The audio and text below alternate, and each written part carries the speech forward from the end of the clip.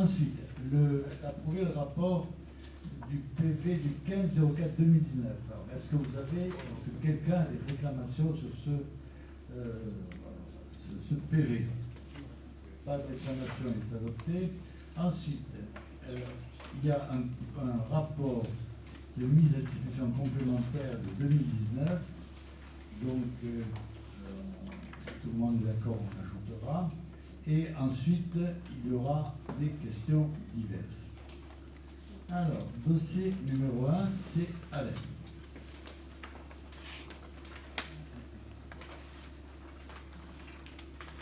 1, 2, 3, ça marche, parfait. Bonjour, donc je vais être rapporteur des 4 premiers dossiers qui concernent ma délégation dans le domaine de l'eau potable, l'assainissement. Le premier point concerne la numéro 2, délégation de service public de l'eau potable sur la ville de Caderousse. Par contrat d'affermage signé le 1er mars 2004 visant la préfecture de Vaucluse le 29 mars 2004, la commune de Caderousse a confié à la société SOR France, devenue depuis SOR SAS, l'exploitation de son service d'eau potable. En date du 1er janvier 2019, à l'application de la norme, la communauté des communes des Pays Réunis d'Orange a pris la compétence potable et la commune de Caderousse adhérente à cette EPCI a donc transféré sa compétence potable à CCPRO, désormais nouvelle collectivité organisatrice du service.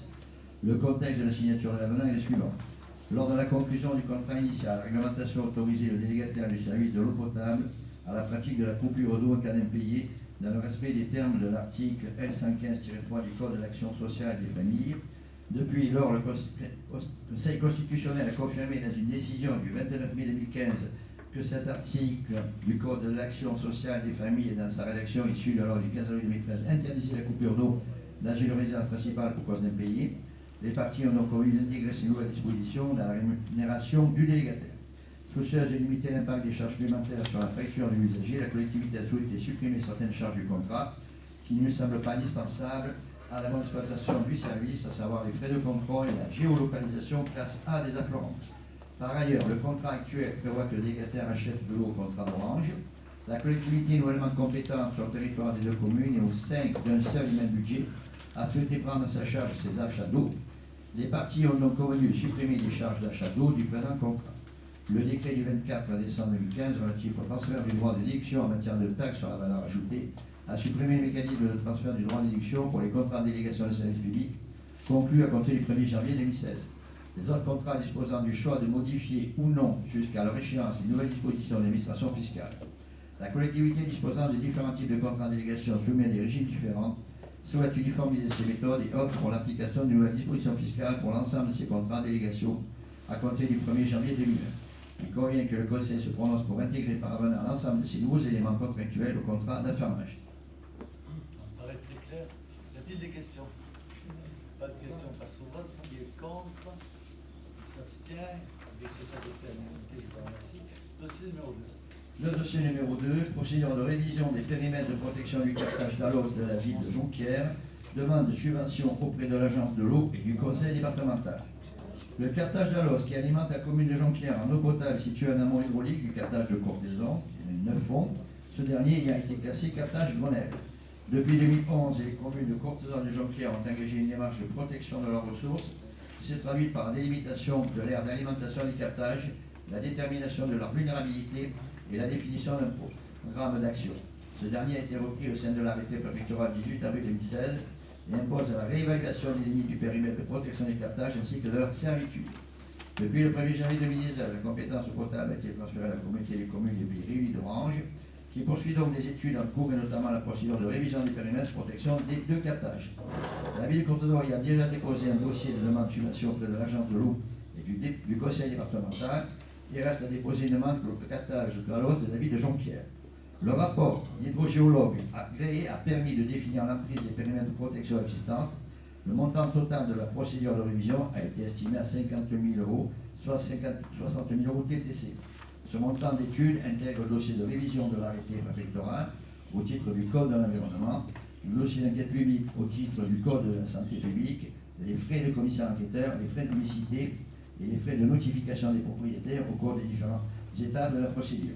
Il convient que le Conseil délibère. J'ajouterai simplement un point. Là, on parle d'argent en matière d'études. Derrière, après, mes chers collègues, il y a le côté acquisition des terrains qui ne sera peut-être pas aussi facile que ça. D'accord, Président. questions? Pas de questions. On passe au vote. Qui est contre? Qui s'abstient? Qui est pour? C'est adopté. Je vous remercie. Dossier. Bien, dossier numéro 3, délégation des services d'eau potable pour la ville d'Orange. Par contrat de délégation enregistré en préfecture d'Avignon le 13 mars 2014, la ville d'Orange a confié la gestion de son service public de l'eau potable à la société Suez Eau France. En date du 1er janvier 2019, en application de la loi NOTRe, la communauté de communes de pays Réunis d'Orange a pris la compétence eau potable et la commune d'Orange, membre de cette EPCI, a donc transféré sa compétence eau potable à CCPO, désormais nouvelle collectivité organisatrice du service. Le contexte de la signature de l'avenant est le suivant. Les dispositions initiales du contrat prévoient une vente d'eau en gros à la commune de Caderousse. La commune de Caderousse est membre de la CCPO et a également transféré ses compétences eau potable à l'EPCI. Cette nouvelle configuration modifie donc les engagements administratifs et financiers établis dans la convention de vente d'eau entre les communes d'Orange et de Caderousse qui devient caduque. Dans ce contexte, la CCPO a décidé de prendre à sa charge les coûts de livraison d'eau à Caderousse. Substituer dans la formule l'évolution de la rémunération du délégataire des indices électricité et main-d'œuvre, il convient que le Conseil délibère. Vu le Code général des collectivités territoriales, notamment ses articles 1411.1 et suivants, vu le contrat de délégation de service public d'eau potable, la délibération parvenue en préfecture en date du 15 décembre 2014 par laquelle le Conseil municipal a produit l'avenant numéro 1 au contrat de délégation précisé, vu la délibération parvenue en préfecture en date du 17 novembre 2015 par laquelle le Conseil municipal a produit l'avenant numéro 2 au contrat de délégation précisé, vu la délibération parvenue en préfecture en date du 24 avril 2017, vu l'arrêté préfectoral du 6 décembre 2018, ayant écouté le rapporteur, nous approuvons l'avenant numéro 4 au contrat de DSP eau potable à l'île d'Orange conclu par Suez Eau France et nous autorisons le président à signer cet avenant et tous les documents y afférents. Est-ce que nous avons des questions? Non, pas de questions, mais le cadre c'est d'accord. Est-ce qu'il y a quelqu'un d'autre qui a une question? Simple petite remarque de forme, on substitue quoi à quoi? Comment? Là, substituer dans la formule d'évolution de la rémunération du délégataire, les indices d'électricité et compagnie, on le substitue. Vous savez, à c'est quoi? à chaque fois on vous met des avenants avec des formules imbuvables, avec des codes qui changent, et en fait après, c'est les codes qui permettent de renouveler, de réactualiser. Donc c'est la nouvelle actualisation, le nouveau code pour l'électricité et pour la main d'œuvre. C'est-à-dire que cette fois-ci on est un peu allégé. D'habitude on vous met la phrase gigantesque et personne ne comprend. J'ai plus. Merci pour ta question. On passe au vote. Qui est contre? Qui s'abstient? Qui est pour de cette unanimité? Je vous remercie. Monsieur le numéro 4. Merci. Le dossier 4 concerne délégation de service public d'assainissement des eaux usées pour la ville de Caderousse. Par contrat d'affermage signé le 1er mars 2004, visant préfecture de Vaucluse le 29 mars 2004, la commune de Caderousse a confié à la société SOR France, devenue depuis SOR SAS, l'exploitation de son service d'assainissement collectif. En date du 1er janvier 2019, en application de la loi NOTRe, la communauté de communes de Pyrénées d'Orange a pris la compétence assainissement et la commune de Coquelin, membre de cette EPCI, doit transférer sa compétence assainissement à la CCPO, désormais nouvelle collectivité organisatrice du service. Le contexte de la signature de l'avenant est le suivant. Intégrer au périmètre délégué d'exploitation du poste de relevage des écoles 2 au quartier Bourgaz, intégrer la prise en charge de la télésurveillance des postes de relevage religieuse et des islots. Lors de la conclusion du contrat initial, la réglementation autorisait les délégataires du service de l'eau potable à la partir de l'article 2 organe impliqué dans le respect des termes de l'article L115-3 du Code de l'action sociale et famille. Depuis lors, le Conseil constitutionnel a confirmé dans une décision du 29 mai 2015 que cet article, dans sa rédaction issue de la loi du 15 avril 2013, interdisait la coupure d'eau dans une résidence principale pour besoin payés. Les parties ont donc envoyé intégrer ces nouvelles dispositions dans la rémunération délégataire. Soucieuse de limiter l'impact des charges supplémentaires sur la facture de l'usager, la collectivité a souhaité supprimer certaines charges du contrat qui ne lui semblent pas indispensables à la bonne exploitation du service, à savoir les frais de contrôle de la géolocalisation classe A des affluents.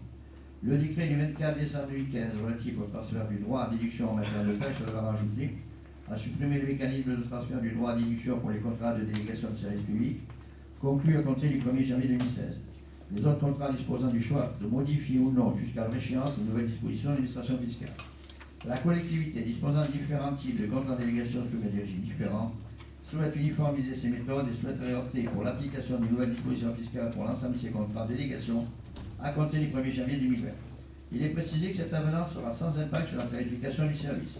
Il convient que le Conseil délibère pour approuver cette modification contractuelle et intégrer ces nouveaux éléments par voie d'avenant au contrat d'affermage.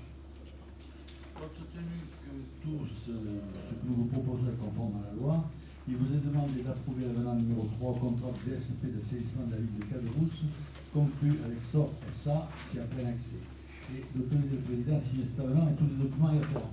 Vous êtes d'accord? Est-ce qu'il y a des questions? Pas de questions? S'il n'y a pas de questions, on passe au vote. Qui est contre? Qui s'abstient? Qui est pour? Le dossier est adopté, je vous en remercie. Dossier numéro 4 ou 5. Merci, Président. Mesdames, Messieurs, le numéro 5, il s'agit donc de la GEMAPI, gestion des milieux aquatiques et prévention des inondations, approbation donc, du projet du nouveau statut du syndicat mixte de l'Ouest provençal en vue de l'exercice de la compétence GEMAPI et des missions dites hors GEMAPI. Consultation des membres. La loi de modernisation qu'on appelle MAPTAM du 27 janvier 2014 a confié au titre des compétences obligatoires la compétence gestion des milieux aquatiques et prévention des inondations dite GEMAPI aux intercommunalités à compter du 1er janvier 2018. Dans le cadre du schéma d'organisation de mutualisation des compétences locales de l'eau, affluent rive gauche du Rhône, donc le SOC ARGR, il a été décidé que par les 7 EPCI à fiscalité propre, présents sur le bassin versant de l'Ouvèze, un transfert de la compétence GEMAPI et de certaines missions dites hors GEMAPI au syndicat OSMOP, donc, dans une volonté de mise en œuvre d'une gestion intégrée de l'eau à l'échelle du bassin versant. La compétence GEMAPI, donc pour rappel, recouvre 4 missions décrites aux alinéas 1, 2, 5 et 8 de l'article L211-7 du Code de l'environnement, à savoir pour le 1, l'aménagement du bassin ou d'une fraction de bassin hydrographique, pour le 2, l'entretien et l'aménagement d'un cours d'eau, canal, lac ou plan d'eau, y compris les accès à ce cours d'eau, ce canal, à ce lac ou ce plan d'eau. 5, la défense contre les inondations et contre la mer. Et le 8, s'agissant donc de la protection et la restauration des sites et des écosystèmes aquatiques, des zones humides, ainsi que les formations boisées riveraines, ce qu'on appelle les ripiscides. Les missions dites hors GEMAPI recouvrent les 2 missions décrites aux alinéas 11 et 12 de l'article L211-7 du Code de l'environnement, à savoir pour l'item 11, la mise en place de l'exploitation de dispositifs de surveillance et de la ressource en eau et des milieux aquatiques. Et pour le 12, l'animation et la concertation dans le domaine de la gestion et de la protection de la ressource en eau et des milieux aquatiques dans un sous-bassin ou un groupement de sous-bassins ou dans un système aquifère correspondant à une unité hydrographique. Le transfert de la compétence GEMAPI et de ses missions dites hors GEMAPI de la CCPRO au SMOP, telles que présentées ci-dessus, nécessite une modification des statuts actuels du SMOP, donc pour adapter la GEMAPI, aux modifications suivantes qui portent principalement sur l'objet, les compétences et les missions du syndicat à travers une description des missions composant la compétence GEMAPI, des missions hors GEMAPI, la faculté d'intervention particulière de mutualisation, la faculté d'intervention selon les modalités de subventionnement, très important, article 5, les finances et les répartitions des charges, article 6, nous on est à peu près à hauteur de 15%, l'administration, c'est-à-dire le comité syndical et le bureau, ce qu'on appelle la gouvernance, article 7, notamment en ce qui concerne la composition du comité syndical et de son bureau. Donc actuellement, pour refaire vite, nous sommes 6 membres désignés sur 41 dans le nouveau statut et 2 suppléants. Il convient donc que le conseil communautaire délibère pour approuver la modification statutaire du syndicat. Président. Oui, c'est un dossier important sur lequel nous sommes depuis de nombreuses années et sur lequel il est vrai que nous avons des difficultés à nous entendre avec les intercommunalités de la Drôme. Parce que les intercommunalités de la Drôme ont un souci touristique, en fin de compte, considèrent l'Aigle comme un lieu de tourisme. Alors oui, là on est parti sur le sujet. alors, je vais retirer parce que celui-là, on ne l'a pas beaucoup travaillé, mais c'est un peu le même esprit. Mais ça se passe mieux quand même. C'est beaucoup mieux. C'est plus simple. Donc, je vous reçois. La diatribe, voilà. La diatribe, voilà, je m'excuse. Pour lequel on va mercredi. Oui, oui, très bien. Excusez-moi. C'est là, c'est des profondeurs là, qui me... Alors, il nous est demandé d'approuver les nouveaux statuts du syndicat mixte de Louvèze provençal tels qu'annexés à la présente délibération, d'approuver le transfert dans l'intégralité de la compétence GEMAPI et de certaines missions dites hors GEMAPI, mise en place et exploitation de dispositifs de surveillance de la ressource en eau du milieu aquatique, animation et concertation dans le domaine de la prévention des inondations, ainsi que de la gestion de la protection de la ressource en eau et des milieux aquatiques dans un sous-bassin ou un groupement de sous-bassins ou dans un système aquifère correspondant à une unité hydrographique ouf, au syndicat mixte de Louvèze-Provençal sur le bassin versant de Louvèze-Provençal qui est le dossier. Mandater le président pour notifier la présente délibération de son projet de nouveau statut en annexe au préfet de Vaucluse de la Drôme, autoriser le président à notifier la présente délibération au président du SMOC, habilite le président à signer tout acte se rapportant à la présente délibération. Est-ce que vous avez des questions sur un dossier que je connais moins bien? Pas de questions, on passe au vote. Qui est contre, qui s'abstient, qui est pour, le dossier est adopté aux armations. Dossier suivant. Monsieur le Président, donc c'est le point numéro 6, toujours de la GEMAPI, étude hydraulique et patrimoniale du système d'endiguement de Caderousse. Donc lancement des études et demande de subvention pour les partenaires. Donc la CCPRO exerce la compétence GEMAPI, on vient de le dire, depuis le 1er janvier 2018.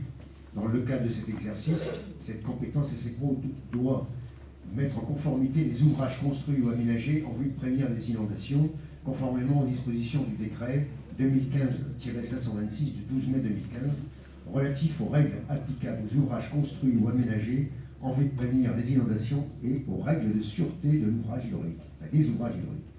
Modifié par le décret de 2019-119, donc tout récent, du 21 février 2019, portant sur les diverses dispositions d'adaptation des règles relatives aux ouvrages hydrauliques. Ces règles, qui ont pour objectif d'assurer l'efficacité, la sûreté et la sécurité de ces ouvrages, portent notamment sur l'obligation de définir donc des déclarations ou autorisations, des systèmes d'endiguement dans les conditions énoncées par le Code de l'environnement. La digue d'enceinte de Caderousse, construite entre 1860 et 1866, pour protéger le centre ancien de Caderousse, des crues du Rhône, présente la particularité d'être aussi bien classée comme ouvrage intéressant la sécurité publique, donc une ISP, ou par arrêté préfectoral du 30 janvier 2006, et inscrite également à l'inventaire supplémentaire des monuments historiques, ISMH, par arrêté du préfet de région le 5 novembre 2001. Il appartient donc à la CCPRO d'engager les études hydrauliques nécessaires à la définition de ce système d'endiguement dans les conditions énoncées par le Code de l'environnement et les études patrimoniales nécessaires à la définition du programme de restauration et de conservation de l'ouvrage dans les conditions énoncées par le Code du patrimoine. Ces études, qui doivent être menées conjointement, peuvent bénéficier d'aides financières, à savoir donc de la direction, donc ce qu'on appelle la DREAL, PACA. Ensuite, dans le cadre du plan Rhône, qui nécessite les aspects hydrauliques et hors études réglementaires, la direction des affaires culturelles, ce qu'on appelle la DRAC, pour tout ce qui est aspects patrimoniaux, monuments historiques, et du département de Vaucluse, pour les aspects hydrauliques, appel à projet 2018-2020 dans le domaine de l'environnement, prévention des inondations.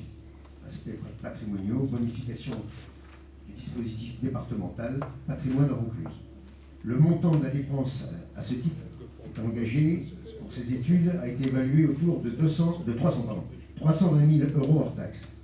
Le bilan de financement de ces études s'établira selon le tableau ci-dessous, vous l'avez sous les yeux, donc entre la DREAL, sa répartition qui est à hauteur de 60%, de pas toute la somme, c'est de la partie subventionnable, donc 129 000 euros. Pour la DRAC PACA également, il y a une partie seulement subventionnable à hauteur de 155 000 pour 20%, donc 31 000 euros.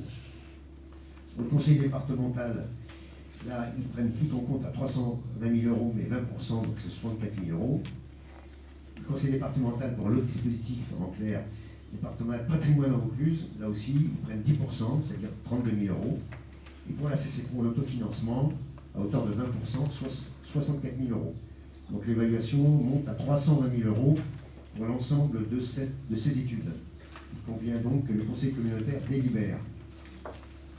Président. Moi, je remarque que ces études valent vraiment des sommes colossales. Et je ne trouve pas que ce soit justifié. Mais ceci étant dit, je suis ravi qu'on fasse cette subvention.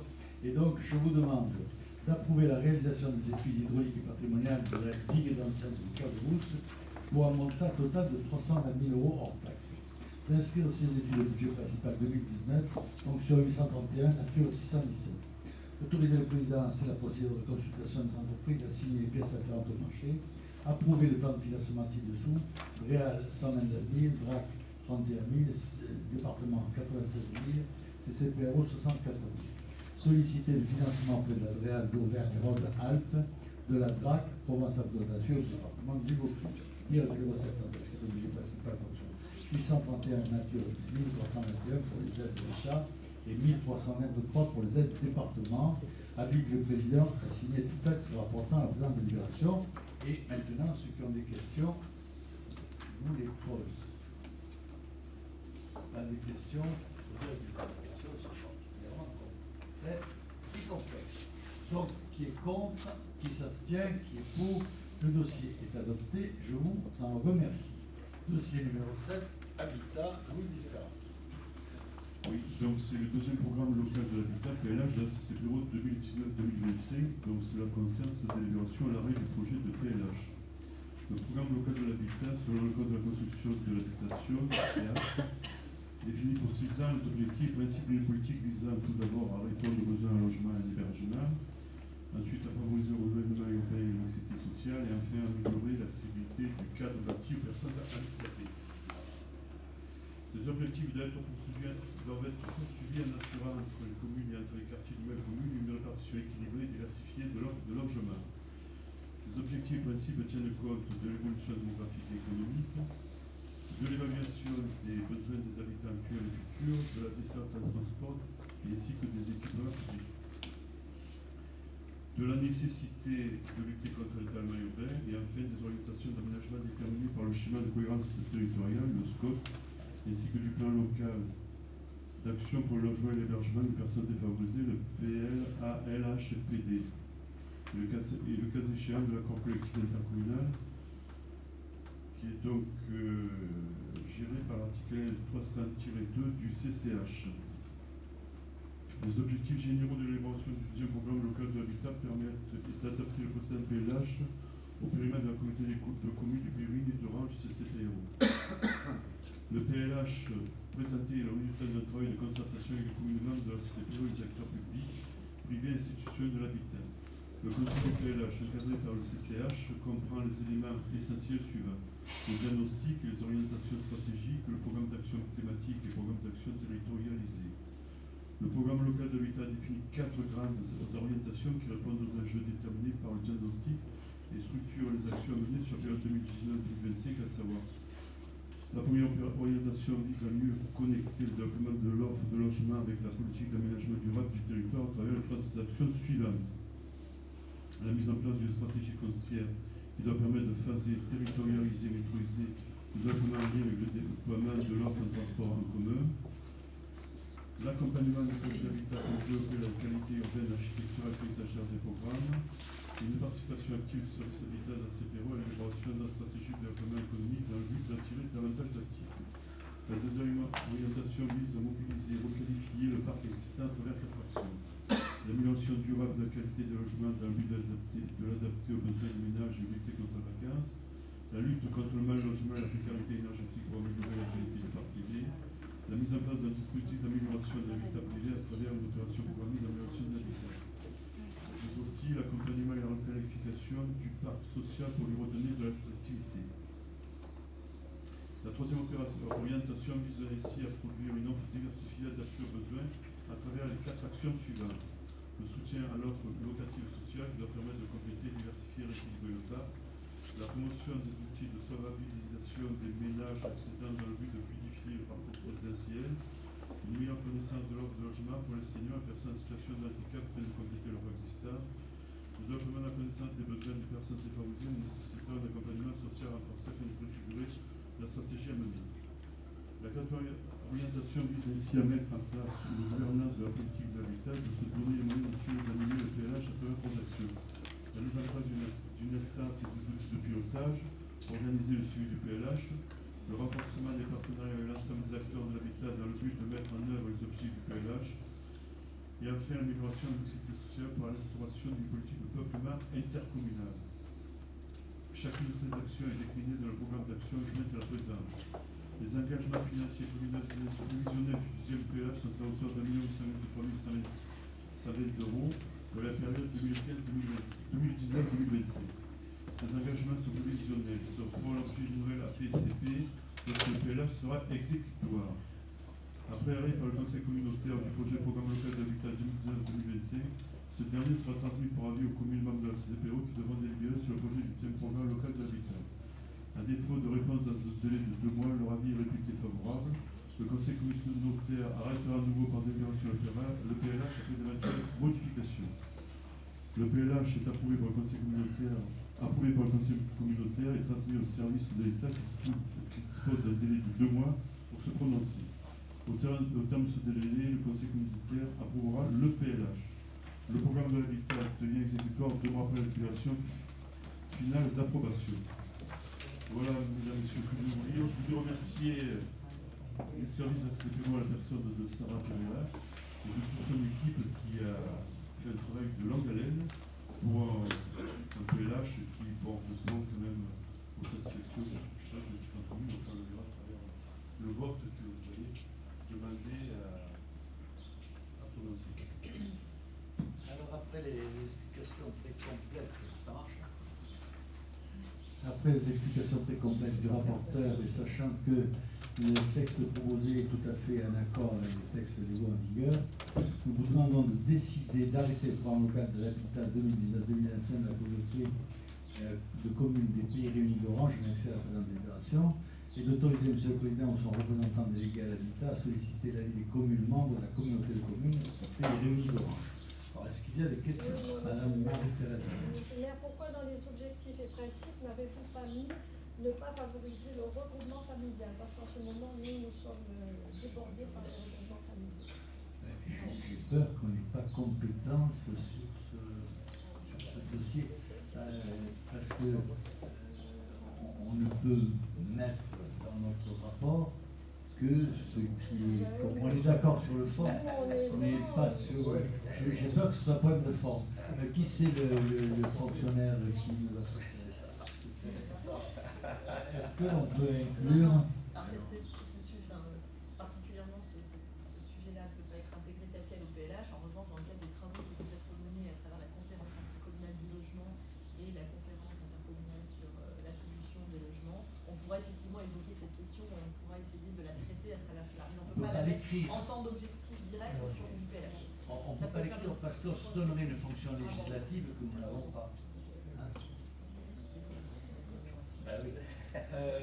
On passe au vote qui est contre. Oui. Moi, je voudrais dire à l'observation de Mme Galmar que vous pouvez toujours, puisque là il est simplement arrêté, il n'est pas approuvé, c'est une deuxième étape, vous pouvez toujours faire l'observation au conseil municipal à Orange et voir comment réagissent les services de l'État, parce que c'est quand même l'État qui a le dernier mot. Et avant son approbation définitive, on aura la réponse, puisque l'État a 2 mois, les services de l'État ont 2 mois pour se prononcer sur les observations des uns et des autres. La réponse est celle-là, c'est qu'on n'a pas compris. Voilà. Oui, mais c'est vrai que l'on peut descendre. Aujourd'hui, on nous impose 25% de logements sociaux. Bientôt, ce sera 30, et puis 35, et puis 40. Et puis, il n'y aura plus de logement social, sachant que dans le logement dit social, bientôt, il n'y a qu'une sorte de population qui risque d'habiter parce qu'elle refuse les autres populations. Donc, on est dans une situation qui est gravissime, mais sur laquelle nous n'avons pas prise. Mais monsieur le maire, quand il y a des demandes comme ça de regroupement familial et qu'on arrive à mettre dans la même entrée 2 ou 3 familles, les mêmes familles, le cousin, la tante et tout, vous comprendrez bien que ça pose des problèmes aux autocataires. Et qui s'en vont. On est d'accord, Mme. Nous avons affirmé que nous étions hostiles à l'accueil des réfugiés. Il y a en revanche des réfugiés autant qu'ailleurs. Hein, on ne nous a pas demandé notre avis, on n'a pas notre mot à dire, et on y peut mettre. Hein. Si on peut intérieurement protester, on peut ailleurs dire que ça ne nous fait pas plaisir, mais ça ne change rien au fond du problème, qui est que c'est le pouvoir législatif qui fait la loi, et que cette loi s'applique avec ses conséquences. Et puis après, je lisais avant d'arriver, si vous me permettez une digression, je lisais avant d'arriver un journal, un Figaro de dimanche de quelques semaines, qui nous parlait du Japon. Et qui nous disait, c'est assez étonnant, le Japon ailleurs que sur la Terre, et d'une manière étrange, tout se passe beaucoup mieux. Il n'y a pas d'insécurité, il n'y a pas de chômage, il y a de la place dans les HLM pour tout le monde, les prisons sont vides, etc. etc. Hein. Et en même temps que je constatais ça, le journaliste dénonçait le fait que le Japon fasse le contraire de ce que les autres pays du monde font, qui entraînent l'insécurité, qui entraînent le chômage, qui entraînent la pauvreté, etc. Et oui, il y a le prêt à penser s'impose et écrase tout ce qui est rebelle au prêt à penser. Qui pouvons-nous? On fait ce qu'on peut, on n'est pas des bœufs. Quelqu'un d'autre veut la parole? Non, on passe au vote. Qui est contre, qui s'abstient, qui est pour cet adopté aux merci. Et il est adopté en l'état, même si on voudrait qu'il soit dans un autre état. Alors ensuite, c'est moi qui rapporte. Alors, recrutement d'agents saisonniers. Donc, nous vous demandons la possibilité de recruter des agents saisonniers et de recruter jusqu'à 26 postes en juillet et 26 postes en août. Alors c'est traditionnel, on puise un peu dans chaque commune et nous semble-t-il, à la satisfaction générale, nous semble-t-il. Est-ce qu'il y a des questions? Il n'y a pas de questions, on passe au vote. Qui est contre, qui s'abstient, qui est pour, de cet adopté à l'unanimité, je vous en remercie. Dossier suivant, c'est encore moi. Vous avez vu que j'essaie de ne pas vous embêter longtemps. Convention de prestation de services avec la commune d'Orange, maintenance des bâtiments communautaires. Alors, c'est un dossier qui n'est peut-être pas clair pour tout le monde. Nous avons voté pour que l'intercommunalité puisse mettre à disposition des communes qui le veulent des fonctionnaires que l'intercommunalité a. Il n'y a aucune obligation d'utiliser cette fonction, mais elle nous paraît utile pour les communes qui désirent l'utiliser, que cette fonction soit inscrite dans nos débats. Donc je pense que c'est la confirmation de cela.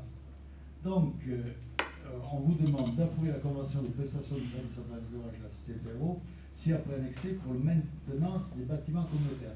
Alors on ajoute une ligne à ce que nous avions déjà voté précédemment en ajoutant cette ligne de maintenance des bâtiments communautaires. Donc là, c'est la prestataire de service, c'est la ville d'Orange à l'Interco, dans la mesure où l'Interco le veut bien, mais il est bien évident que si une commune voulait bénéficier de la même chose, ça pourrait se faire, et si une commune pouvait mettre à disposition sur des dossiers précis des fonctionnaires à la CPRO, ben, ce serait aussi volontiers qu'on le ferait. Est-ce que nous avons des questions?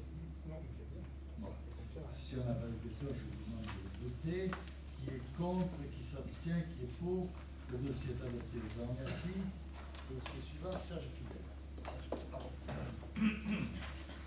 Alors, le 26-05-2014, le Conseil communautaire a délibéré pour approuver la convention avec l'éco-organisme EcoDDS, déchets diffus spécifiques des ménages, pour une mise en place de la collecte sélective des DDS ménagers, issus des déchetteries du territoire de la CCPRO. Dès septembre 2018, EcoDDS avait manifesté sa volonté d'obtenir un nouvel agrément auprès des pouvoirs publics. Une erreur rédactionnelle de l'administration dans la proposition du cahier des charges contrevenant au principe essentiel de non-lucrativité de l'éco-organisme l'avait conduit à ne pouvoir déposer qu'un dossier. Prévoit de demander l'agrément le 30 novembre 2018. Cette demande n'ayant pas abouti avant la date butoir du 31 décembre 2018, EcoDDS avait alors interrompu les collectes en déchetterie. Il avait cependant décidé d'accorder aux collectivités un préavis de courtoisie, en leur permettant de réaliser des demandes d'enlèvement jusqu'au 11 janvier 2019, afin de leur donner le temps nécessaire pour s'organiser et assurer la continuité des collectes. L'erreur rédactionnelle est désormais corrigée. L'éco-organisme EcoDDS a obtenu le 11 mars 2019 du ministère de la Transition écologique et solidaire son agrément pour 6 ans. En vue d'une réglementation, un avenant à la convention type entre EcoDDS et la CCPERO doit donc être pris. Pour rappel, en 2018, l'adhésion avec EcoDDS a permis non seulement d'éviter des dépenses relatives à la collecte et au traitement des déchets ménagers spéciaux, mais également d'obtenir un soutien de 3 933 € répartis comme suite. 2 436 € pour le soutien au tonnage collecté et 1 497 € pour le soutien à la communication. Il convient que le Conseil se prononce sur cet avenant. Considérant Le renouvellement d'agrément obtenu par EcoDDS en date du 11 mars 2019, il vous est demandé d'approuver l'avenant numéro 1 à la convention type entre l'éco-organisme de la filière des déchets diffus spécifiques et ménagers et les collectivités territoriales, ci-après annexées, et autoriser le président à signer tous les documents afférents à ce dossier. Est-ce que nous avons des questions? Oui, s'il vous plaît. Allez-y. Est-ce que, Serge, tu peux m'expliquer, je ne comprends pas simplement, le dernier paragraphe. Les 3 933 €, de quoi s'agit-il? C'est des subventions qu'on a pu obtenir, mais je préfère avoir la technicienne de nous dire le reste.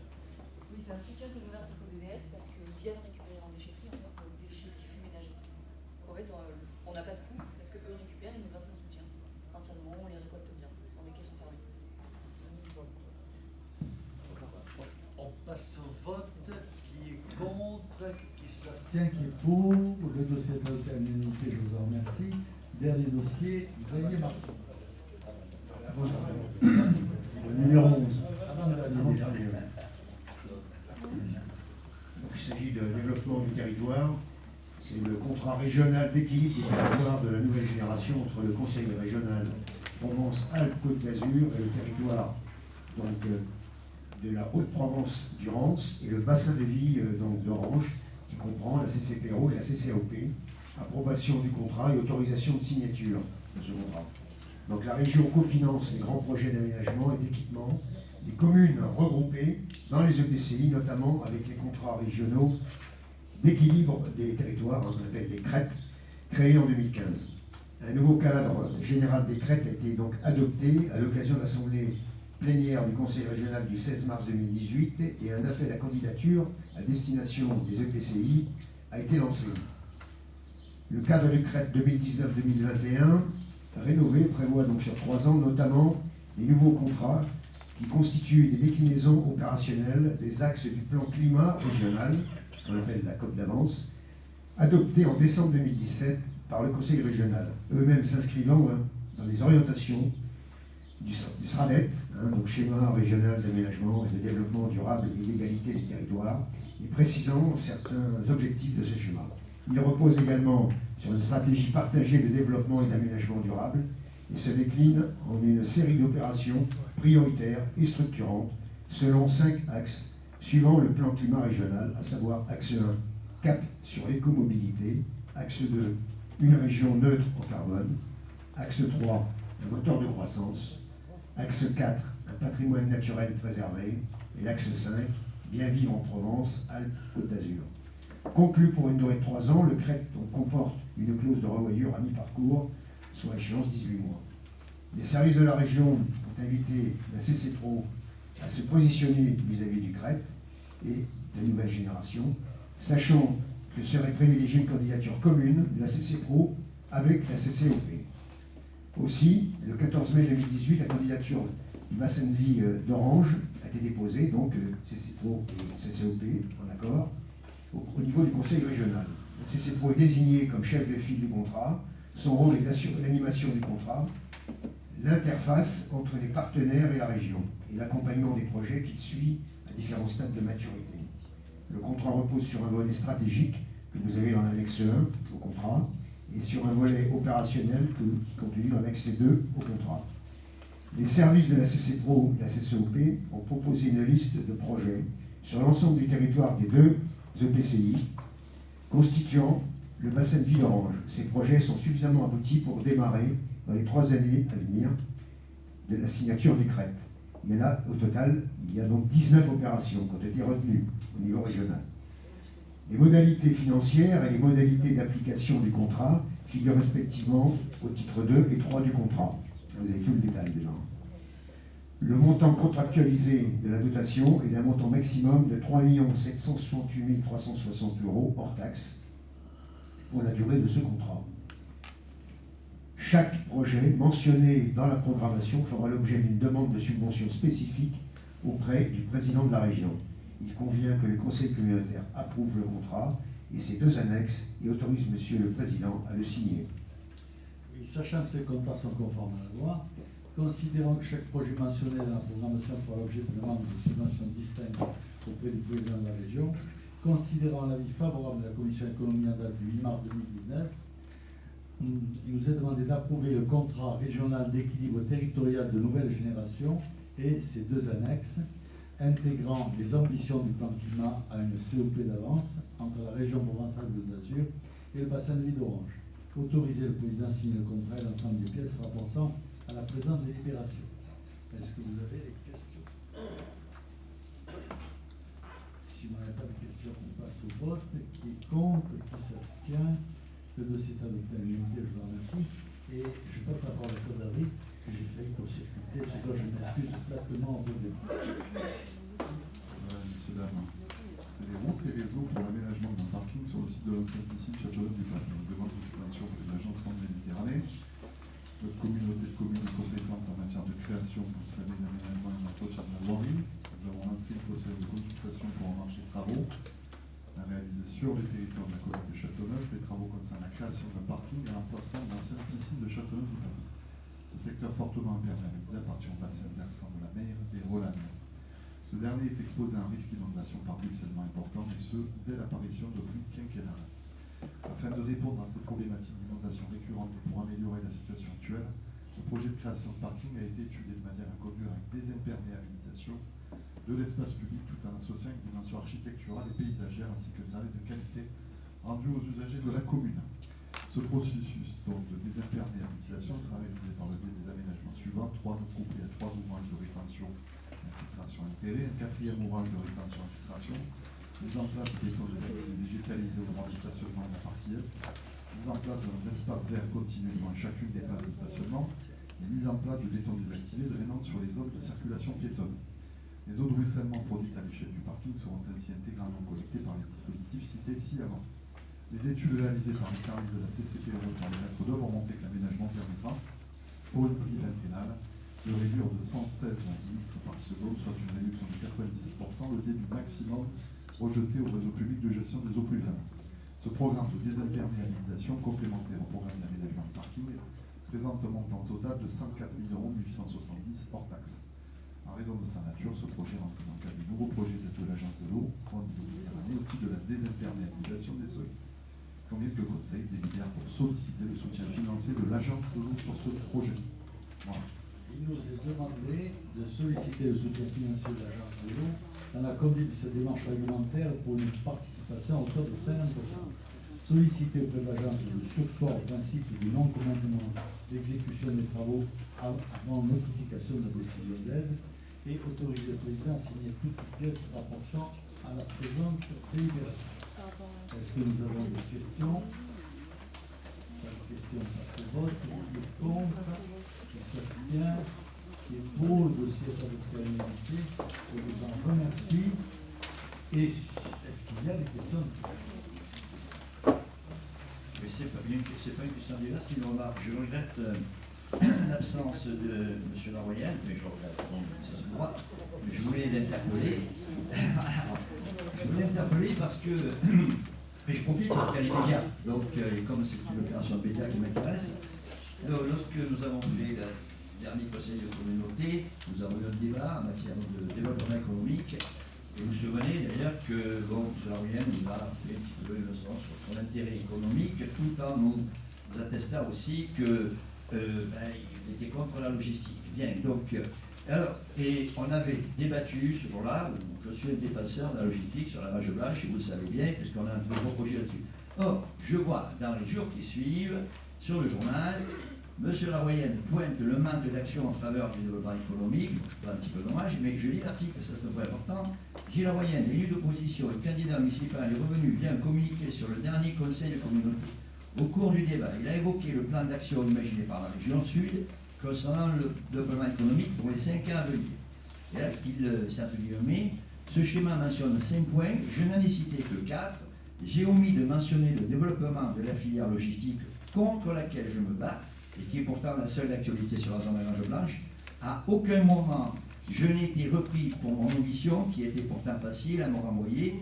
Cette lacune en matière de connaissances est inadmissible pour le responsable numéro 1 du développement économique sur notre territoire. Alors je me suis senti un peu touché, vous comprenez. Donc je me trouve un petit peu fort de café, parce qu'on venait justement un peu de, entre guillemets, se viander sur le fait que je me bats pour faire de la logistique. Bon, il venait de dire qu'il y avait 4 points qui l'intéressaient, on savait très bien que le 5e ne l'intéressait pas, puisqu'il est contre.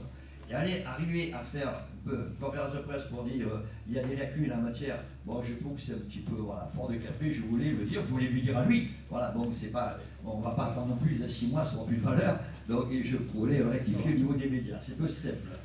Est-ce que je peux prendre la parole? Simplement, sans prendre la défense de Gilles, parce que je pense qu'il est suffisamment grand pour le faire, rappeler que c'est pas simple quand on est en activité professionnelle, on l'a crié plusieurs fois, un conseil communautaire à 9h du matin, ben voilà, il y a des absents, je pense qu'ils sont les premiers à le regretter. Ça, c'est le premier point. Et puis le second point, concernant, on peut espérer un développement économique légitime et urgent pour notre territoire, tout en n'étant pas favorable à une plateforme logistique. Je pense que ce n'est pas incompatible, et moi c'est quelque chose que je partage avec Gilles, parce que quand on a à l'entrée de sa commune quelques 300 et bientôt plus camions, et qu'on est à l'écoute de ses administrés, c'est pas quelque chose de très attrayant d'un point de vue touristique aussi. On a eu l'occasion d'en parler avec Claude Avril. Touristiquement parlant, c'est pas une plus-value, loin de là. Et le tourisme, c'est aussi une source d'économie. Enfin, je pense que, voilà, moi, je comprends ta position, mais je ne la partage pas. Ah, mais on ne s'est pas bien compris. Je ne suis pas du tout en train de faire un procès sur le fait qu'il n'accepte pas la logistique. Je fais un procès sur le fait de la situation très paradoxale où il refuse de faire la logistique et il dit, dans ce débat, on n'a pas défendu la logistique. Il faut savoir ce qu'on veut, quoi. Donc c'est blanc ou c'est noir. Moi, c'est sur cet aspect-là, je respecte le fait, mais qu'il n'aille pas dire ensuite que le défenseur d'économie que je suis ne défend pas assez la logistique. C'est tout simplement ça. Tout ça me paraît très clair. S'il n'y a pas d'autres demandes d'intervention, je lève la séance en vous remerciant.